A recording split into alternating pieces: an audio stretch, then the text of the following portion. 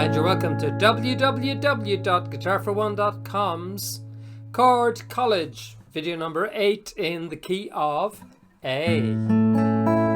Hey, hey, hey, as they say or don't. Hope you've enjoyed the first 7 videos. Let's put it all together now and take what you've learned into a practical use. So the first thing to get accustomed to doing is playing the chords A to Z, or A to A in this case, boom boom, and not necessarily calling them by their name, but knowing their names as well. What do I mean by that? It's popular in sessions all over the world for people to refer to chords by their number, usually written in Roman numerals. So chord number 1 in the key of A will be A. Chord number 2 written is B minor. Chord number 3 is C minor, so we're going A, C sharp minor, sorry. A, B, C sharp, D, which is D major, D. E, which is your E dominant 7, or E7 as us guitarists call it, will be chord 5. Chord 6 is what's called the relative minor, in this case F sharp minor. And chord 7 is G sharp diminished, and then you're back to A.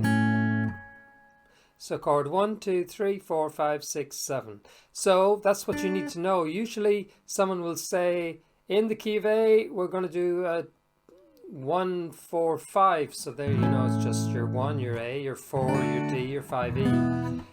Get used to naming chords 1, 2, 3, 4, 5, 6, and 7, as well as knowing the names. So let's do 1, 2, 3, 4, 5, 6. We're going to leave 7 out, because the diminished is used usually as a passing chord rather than a chord in its own right. And it's useful to have it, but very difficult to put it into exercises. So we'll just look at it briefly on its own at the end.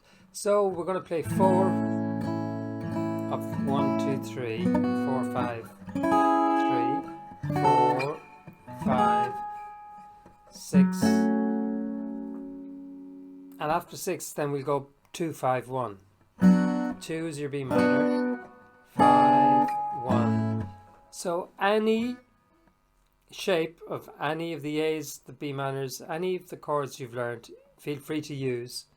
Try and keep them close to each other as well, so you're not going to go 1 here and then your D away up here. So you're not trying this, and back down here for the 6, and here for the 2, and here for the 5, and here for the 1, or here for the 1. You know, keep them within proximity of each other. Another reason for knowing all these chord shapes is if you have a bass player playing the bass, it might be not, and another guitarist strumming away here, an A, it might be nice to be up here, be out of the way. And when they go for their D, you go for your D. When they go for their E, you go for your E. And if you don't have a bass player and you want to play in the bass and the melody's up high, you might be doing, there's your D, your E. So you're providing contrast, and you're filling in the empty spaces in the frequencies, whether it's the bass, the middle frequencies, or the high treble ones. You'll have chords at your disposal. So let's practice any variation of the chords you want. So we're going to do 1, 2, 3, 4, 5, 6. Then we're going to do 2, 5, 1. So we're going to go ready. 1, 2, 3, 4. 1. Now to the B minor. C sharp minor, your 3. Your 4, your D. Your 5, your E dominant 7. Your 6, your F sharp minor. Your 2, 5, and your 1. Notice I did the 1 with the little pinky on top because it's sort of how I've heard the melody in my head. We went from the 2 5, 1. Usually in a 2-5-1, you won't play 4 beats per chord, you'll play 2 for the 2-5-1. So for instance, we did 1, 2, 3, 4, 1, 2, 3, 4, 1, 2, 3, 4, 1, 2, 3, 4, 1, 2, 3, 4. And for the 2-5-1, it'll be 1, 2, 1, 1, 2, 3, 4, 1, 2, 3, 4. So 1, 2, 3. Now there are no rules in music, except the only rule is every rule will be broken, but it's a good rule of thumb. You'll come across it very often. The 2-5-1 will be divided, the bar 4 beats will be divided 2 of the 2, 2 of the 5, and the 1 finishing on the 1. So plenty for you to get your teeth into there.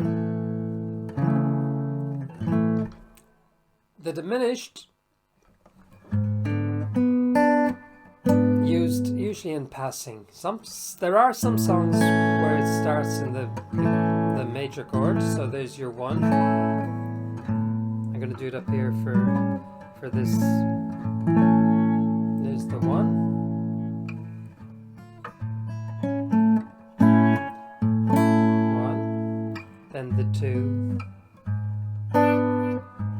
It's got a very similar quality. Don't play the E. 2 in E with a G sharp in the bass, and then back to the 1 again. So sometimes it is used at the start of a song. It can also be used when you're finished and you just go, instead of going to the 5, the E,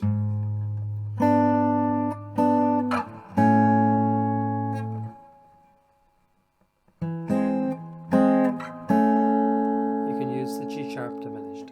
So there you go. Hope you have fun with that, and we'll practice using finger picking as well as strumming.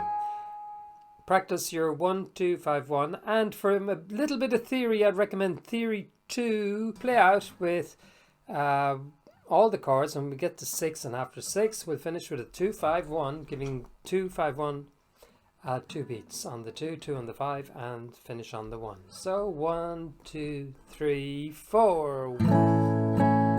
Chord 2, chord 3, and you should be naming the chords to yourself as well. Chord 4, chord 5, chord 6, and then your 2-5-1.